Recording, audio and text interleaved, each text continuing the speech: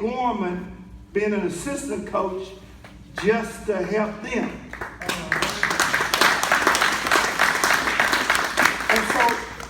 And so you can't quit.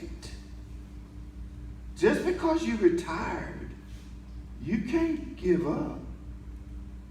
You can't, what are you getting prepared for? God don't need you right now. It's something more that he has for you, that is not your time. God says that he knows every hair that's on your head.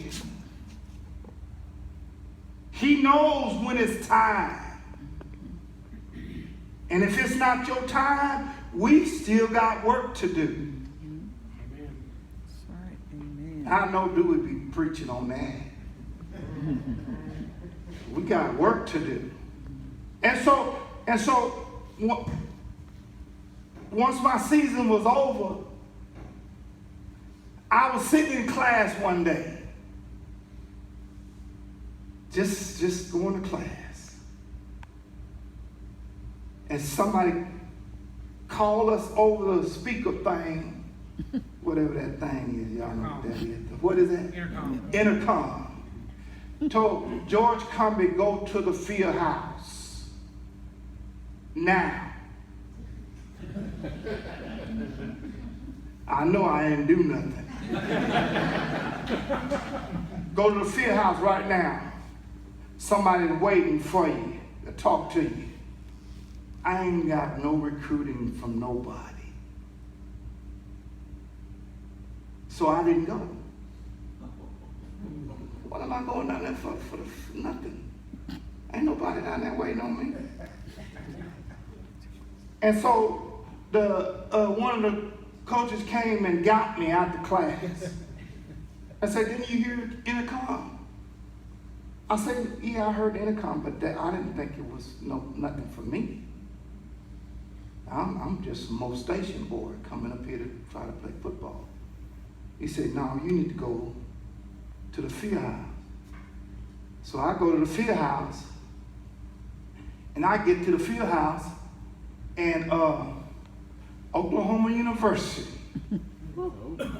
sitting in the field house. Number one, OU. Boom, sooner. Don't y'all get started now. We in Texas. And so one of them was sitting there, had a big old cigar in his mouth. Black coach. And another coach, white coach, was both sitting in there. The white coach became he was like the president of the Big 12 later on.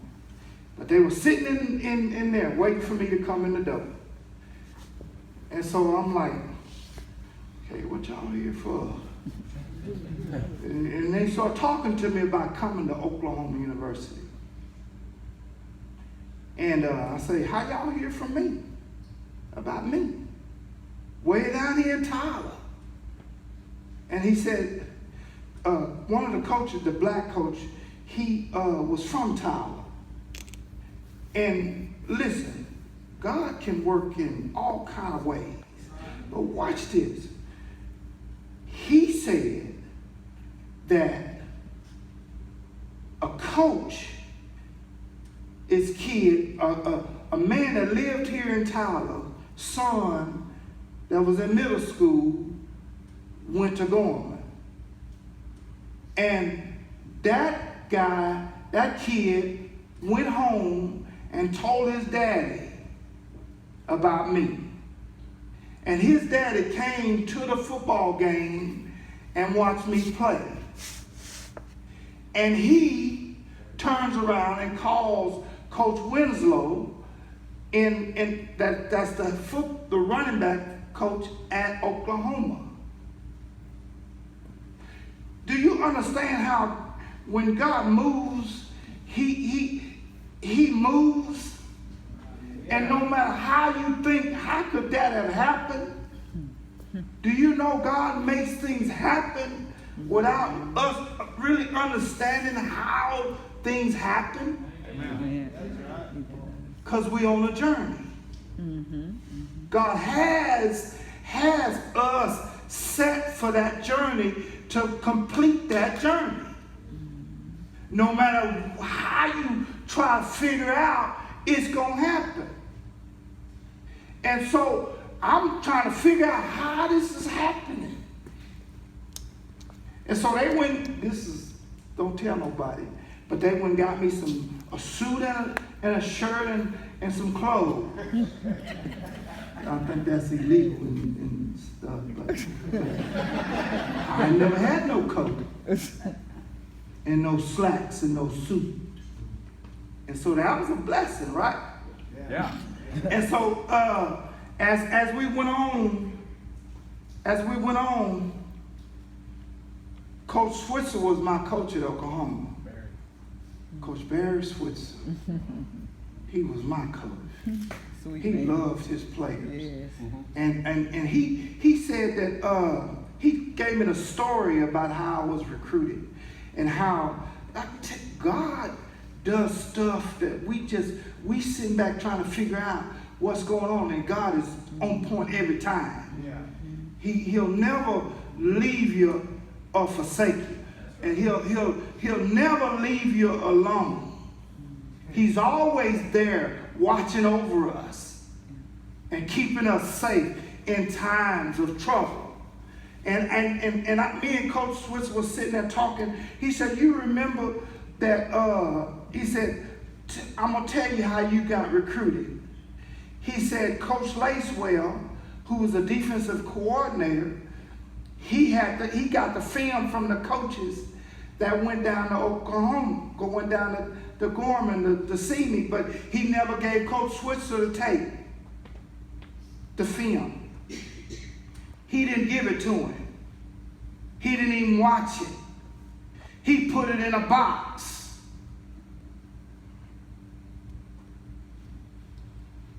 Just because something covered up don't mean that in the right time it's going to get uncovered.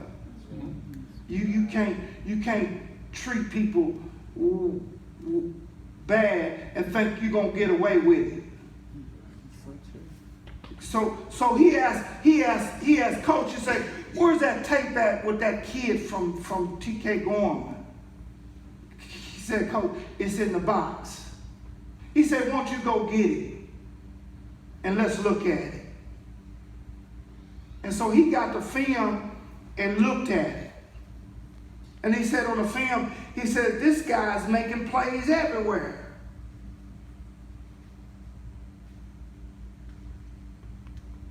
He's making plays everywhere. Now, I'm a running back. I'm not no linebacker. And when I got he came to Tyler Pound at the airport and to sign me to a scholarship. And I told Coach Switzer, I say, I love Oklahoma. I would love to go up there, but I don't think I'm good enough. And he said, I wouldn't be sitting in this airport if I didn't think you could play for us. Because I still got to go get Billy Seal. I still got to go get Kenny King. I still got to go get Thomas Lott.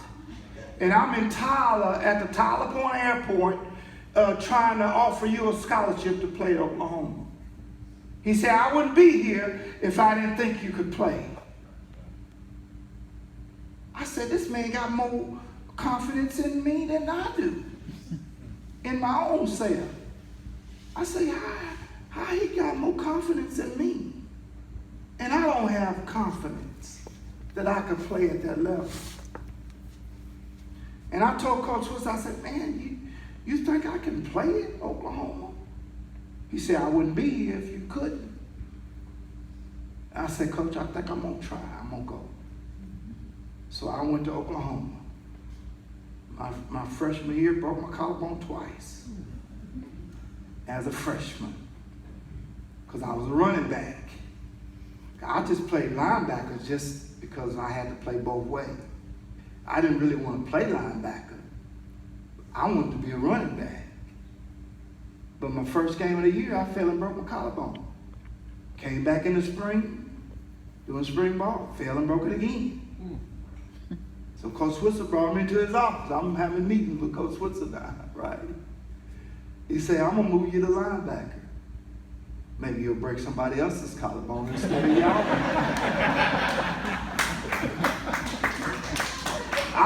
I thought that was a pretty good idea. But when you on a journey, things change. God moves and changes situations for your good.